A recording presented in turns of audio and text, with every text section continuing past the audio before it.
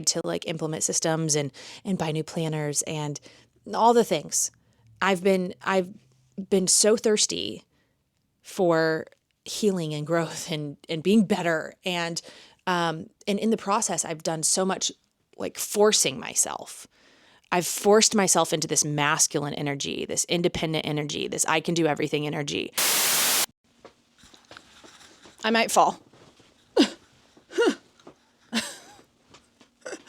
This is an ottoman that I need to refinish. It has a blanket on it and it's only got 3 wheels and it should have 4. So I might fall over. Something that I have been thinking about a lot lately is that I'm finally starting to end up exactly where I wanted to be like 10, 15 years ago.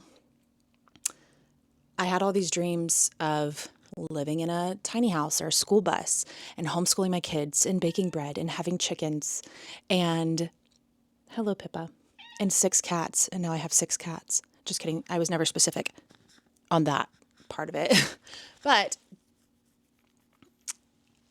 I'm getting there. I'm becoming that person that I wanted to be. And part of me is like, what took so long? Like, but not really. I know exactly what took so long. Like I reshifted, I reprioritized, and then I like came back to center and came back to myself. But it took that decade plus to prepare me. I wasn't ready for the life that I have now back then. I had a whole lot of lessons to learn. I had a whole lot of experiences to experience. I had a whole lot I needed to get out of my system. And the universe knew that. And, you know, I genuinely believe that everything happens exactly when it's supposed to. What's that song? I've got that song. Is that a High School Musical song? I don't remember. I'll play a clip of it right here. This is real. This is me. I'm exactly where I'm supposed to be now. But now I have that song stuck in my head. But I had all of these things. Like Pinterest had just become a thing. Like I had my Pinterest board and I had Etsy and I read a bunch of blogs. Like this is back when blogs were huge, like 2010, 11, 12, 13. And that was back when I was married and I had 2 small children. And I was in a relationship that I didn't need to be in. And that ended in 2014 after 5 years being together. But, you know, it's not something that I regret. As the whole point of this video is that things have to happen the way that they happen in order for you to be exactly where you are. And I love where I'm at. For the first time in a very, very, very, very, very long time, I can say I'm happier than I've ever been. And a lot of that stems from the fact that I'm finally loosening the reins. I'm finally not trying to be so in control of everything. I'm starting to go with the flow. I'm honoring my cycles. I'm honoring my energy levels. Like I'm not focusing so much on if I have time for things, but more so if I have energy for things. And, you know, it kind of lets people down sometimes because my energy is still a work in progress, working on eating better, working on hydrating, working on getting off my Adderall. That's another topic for another video. But I am grateful for my Adderall, but I'm ready to not have to rely on it anymore. Actually, that is a very relevant topic. I felt like I was getting off track, but I wasn't actually, because I diagnosed myself with ADHD about 14 or 15 years ago, when I was maybe 16 years ago. When did I go to college? Whatever. I realized I had ADHD when I was in college, and I didn't really realize the extent of it until I became a very young mother and wife at 18. And I had to run a house by myself. And I had never even learned how to be an adult. I was 18 when I had my child. I had been in college for a year because I graduated a year early from high school. And all I ate was like bags of pastaroni and baked potatoes and Panera. Like I didn't, and my dorm was a mess. And I was like completely incompetent. I grew up in a very, I had a comfortable childhood for the most part. I didn't really learn how to make food as much as I learned how to eat really good food because my mom is a phenomenal cook.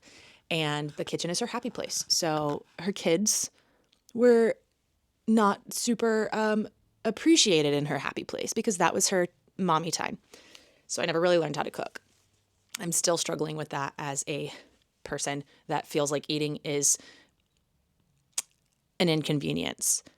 I love eating, don't get me wrong, but I do feel like it's like frustrating that I have to eat 3 times a day. Like, what the fuck? I just ate 4 hours ago. Why do I need to eat again? Why is my stomach yelling at me? I just made food 17 hours ago. I'm exaggerating, obviously, but actually sometimes that might be real. Time is man-made. Time doesn't exist. I digress. I went a very, very, very long time being self-diagnosed with ADHD, and honestly avoiding Adderall because I saw it abused around me a lot. And dang it, this is like a topic that I want to talk about another time. But to sum it up, about a year and a half ago, I finally got on Adderall, and I'm kind of using it and finally officially got diagnosed with ADHD. Like, no ifs, ands, or buts, no doubt about it. Obviously, as a woman with a lot of responsibilities and that works for myself from home and runs my home and has 2 children and 23 chickens and 6 cats and a partner that has his own stuff going on, like, it's a lot to handle. And I've been trying to decide what my business direction is going to be for like 2 or 3 years now. And I just have a lot of plates spinning. So I'm very overwhelmed. So the Adderall is very helpful. But I've gone this last decade and a half, without it. And I have desperately tried to like implement systems and buy new planners and all the things. I've been so thirsty for healing and growth and being better. And in the process, I've done so much like forcing myself. I've forced myself into this masculine energy, this independent energy, this I can do everything energy, this go, go, go, go, go energy. And that's not to say that this whole last decade has been that. Like, there was a big period where I had a lot of stuff going on in my personal life and I had to move back in with my parents. And because of that, and my kids being with their dad every other week, I had a lot of free time to be myself and make up for lost time, and just go to a lot of festivals and a lot of concerts. And just, I had a massive social life and it was a great time. But that whole period of time kind of made me get off track a little bit about wanting to have my chickens in my land, in my tiny house, and my like I still fantasized about that, but that wasn't really a possibility at that point in my life, living with my parents. I did have chickens for a little bit with my ex-husband. And then when we split up, they came to my parents' house with me. And then they got destroyed by raccoons. It was traumatizing. So that dream was laid to rest for a decade. And then for my birthday this year, in April, I got a bunch of chickens. So 1 foot in the right direction. I bake sourdough bread now.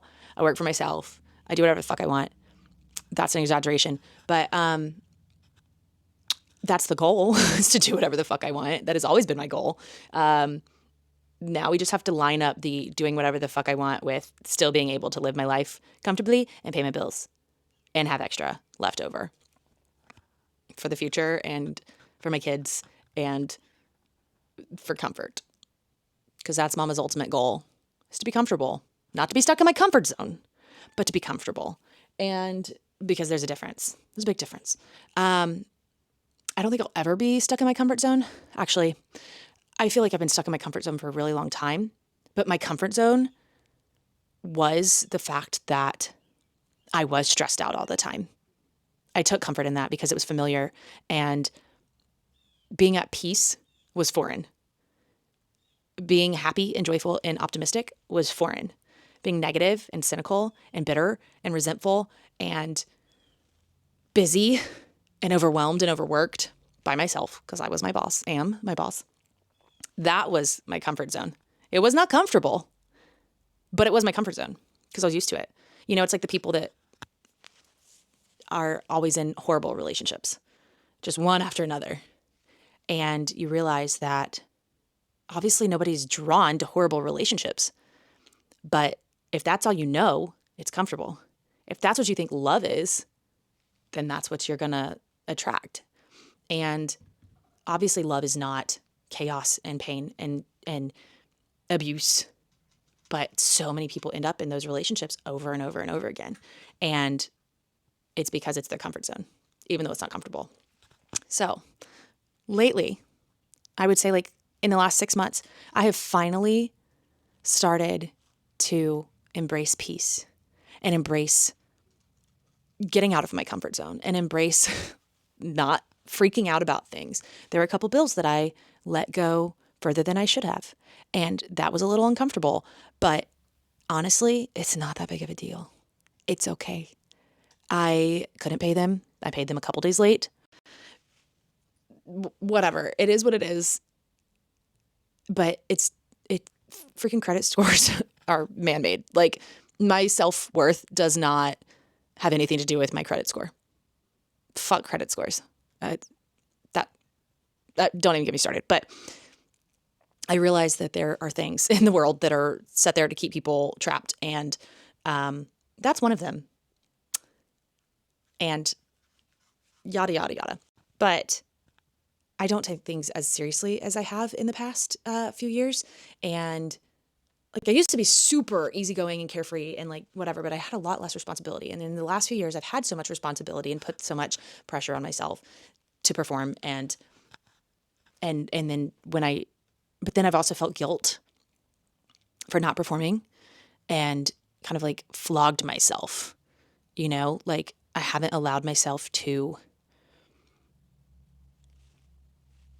have like peace and enjoy things truly. And like everything, I'd always felt like, oh, I should be doing this or I should. And that era is over. That era of Ashley is over. Like, I am done with thinking that way and acting that way and operating from that place of anxiety and overwhelm and overstimulation and honestly, just masculine energy. Like, I'm a badass. I'm a fucking badass. And yes, I'm strong. But I embrace my femininity now, and that level of intuition, like my intuition, like most women, is like freaking is on point. And I have been suppressing that shit for the last few years. My intuition has been like, red light, red light, red light, red light. Go here, go here, go here. And I've been like, nah, I need to go that way. Because I feel like I'm supposed to. I feel like this is the thing that's making me money now.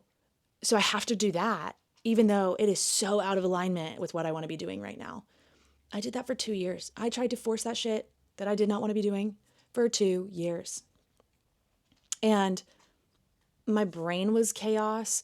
My body was inflamed and in pain and tense and overworked. And bless my heart. Like, I feel bad for her, but I had to go through that shit to become the me now. I had to realize how painful and how much I did not want that, to be able to be like, hell yeah, this feels good. Like, no, I'm not making a whole lot of money right now, but it's coming. I feel it. It's coming. I know it's coming.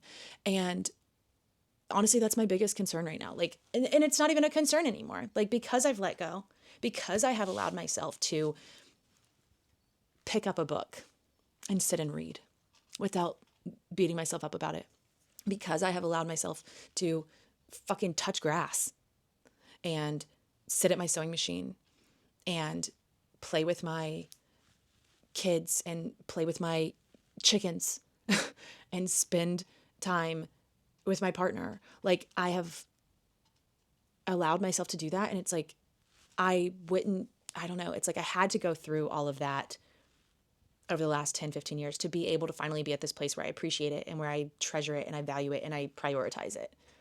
Because something that is huge for me that I have realized recently, and I don't know where I read it, it was probably on some reel or something, but you don't need to earn your rest.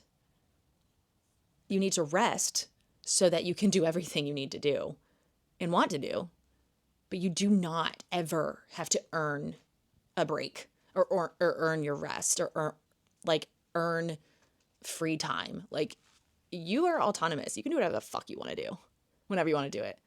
Do not be stuck. Do not allow yourself to be stuck. Do not stay in a cycle that is not honoring you and what is true to you and what feels good. And I'm just so proud of myself for finally breaking out of that just perpetual vortex of just like anxiety, overwhelm, stress, pressure. I'm done. I'm fucking done with that. It's not that serious. It's really not. Life doesn't have to be hard. And yeah, it feels so good. It feels so liberating. And now the best part is like other people get to experience me with a glimmer in my eye instead of a crick in my neck, like, and I mean that actually literally, because I feel like I just always had just massive tension and just couldn't operate properly. My body was clogged up. My energy was clogged up. And now it's like, I can move again. I can touch my toes again. I know I'm getting really literal, but also like it is kind of figurative. It feels good to start tapping back into my femininity. And obviously like you don't have to be a male or a female. It's just,